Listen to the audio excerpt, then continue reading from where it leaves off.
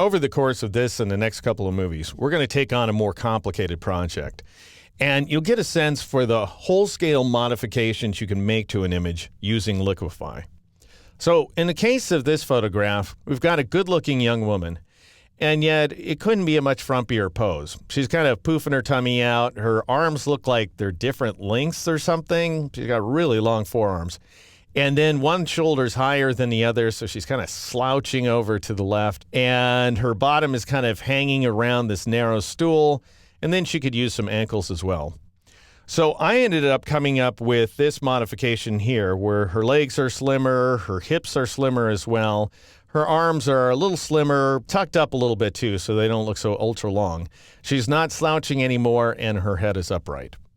So let's see how we might go about taking on a project like this. I'll go ahead and restore the original version of the image, and then I'll go up to the filter menu and choose the Liquify command. And by the way, even though Liquify is now the first command at the top of the filter menu, I do not recommend you press Control-Alt-F or Command-Option-F on the Mac in order to repeat the filter, because if you have the Alt or Option key down when you bring up Liquify, you turn off the graphics acceleration, and Liquify is going to work a lot more slowly.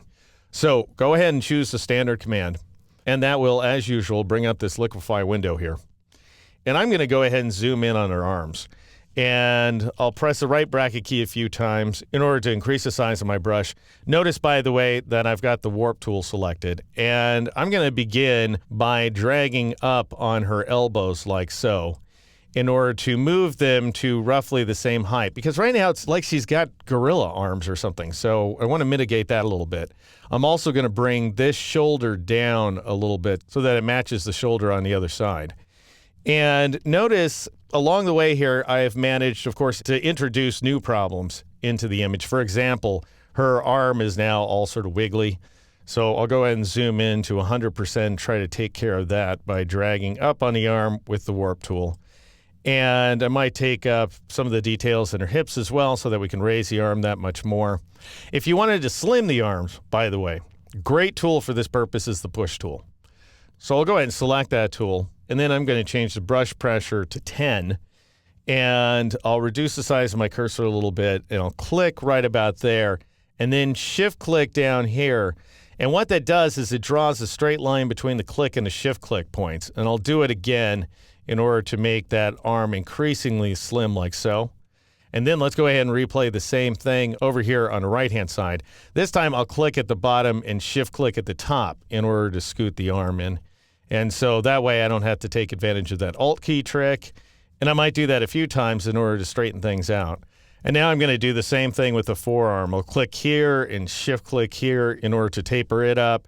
I might click right about there and then shift click at this location in order to take the bottom of the arm up a little bit as well.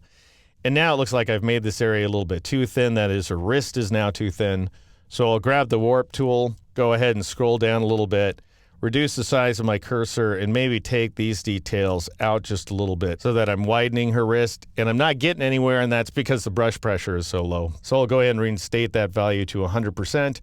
And now I'll drag down here. I'm going to zoom farther in. And one of the things you're going to notice when you zoom in on an image past 100%, at least I'm noticing it in this build, is that we are not seeing smooth results. We're seeing all these jagged results all over the place.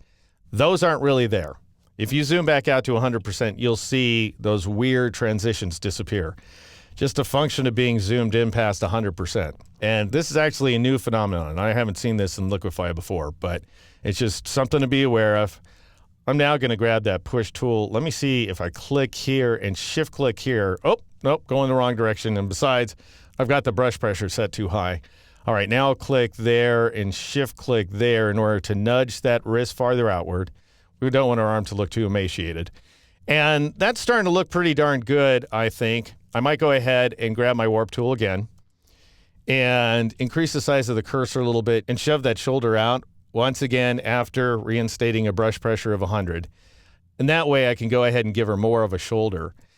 And by the way, this image is pretty forgiving because it's set against a white background, and that means we can stretch the white background into the image, into her shoulder, for example, without stretching any of the background because there really is no background. It's just white. All right, now I'll reduce the size of my cursor and drag down like so on the sleeve so that we're straightening the sleeve a little bit so it doesn't look so bunched up. All right, now let's take on our hips. And I'm going to increase the size of my cursor quite a bit here and then just go ahead and lift those hips upward. Maybe reduce the size of the cursor, lift that as well, tuck this side in. Again, you don't want to go too far with it. She should still have hips after we're done, but we just don't want that appearance like she's hanging off the edge of the stool because that's not going to be a particularly attractive shot for anybody. I don't think any of our bottoms are going to survive that. Anyway, I'll go ahead and tuck this up some more. And you can see that it's just amazing. This would take you months of work in a gym in order to achieve these kinds of results. And even though it does take a little bit of work inside the liquefy filter, it's nowhere near as much effort as actually exercising. So, all right, now what I want to do is tuck in her tummy. And I think the best approach here is going to be to mask those arms. Because if I just start working on her stomach, I'll show you. I'll go ahead and grab the pucker tool, which is pretty great for this purpose. And I'll increase the heck out of the size of my cursor, and I'll just kind of click there. And you notice we're, taking off pounds in just a few seconds. But I'm also running a risk of harming the arm. And let me see if I did. I kind of did a number on this left-hand arm, which might, not be the biggest problem on earth. But the more work I do on the torso here, the more it's going to come at the expense of the arms. So you can mask them. I'll go ahead and backstep by pressing Control-Alt-Z or Command-Option-Z a couple of times. By grabbing this freeze mask tool, that means your masking area is away. And then I would reduce the size of my cursor like so and paint over the arms, paint into the upper arms as well. Looks like I added a little bit of auto scroll there, but that's okay. And I'll paint over the hands to make sure they're protected. Notice that I'm going a little bit beyond the hands because otherwise the flesh tones there are going to get stretched into the area that I'm trying to pucker, that is the torso area. So you want to mask too much as opposed to too little. And then go ahead and grab that pucker tool again, and let's see if we can do some fairly low impact modifications here. I don't want to click and hold as long as I was before. That was just to demonstrate a point. I just want to be able to slim things a little bit here and there. Now, at this point, and make sure that you don't have any arm creeping into the torso area, because that's what can happen. Then when you get to a point that you're comfortable, then go ahead and click the None button in order to turn that mask off. And now we need to use the Warp tool with a smaller cursor in order to tuck these details up. And I'll just drag along the arm so that I can move the fabric of the pants into the arm region like so.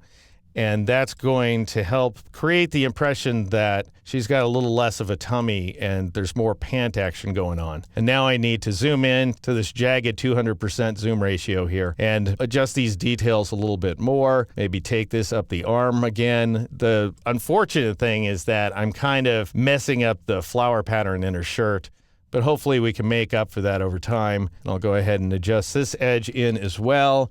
Maybe reduce the size of my cursor and try dragging up a little bit here and see what I end up getting.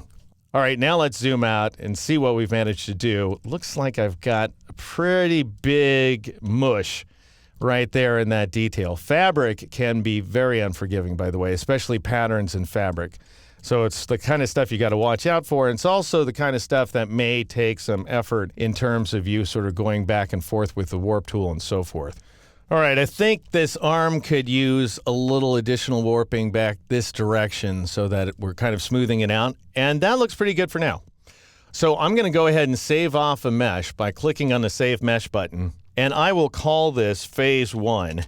And then I'll click the Save button in order to save off that file. And finally, I'll click OK in order to apply my change. So just to give you a sense of what we've done here, I'll press Control-Z or Command-Z on a Mac. That's the before version of the image. And now, if I press Control or Command-Z again, that's the after version. Much slimmer hips, raised arms, things are looking pretty good. In the next movie, we'll make some additional modifications to the fabric, and we'll also take on the model's legs.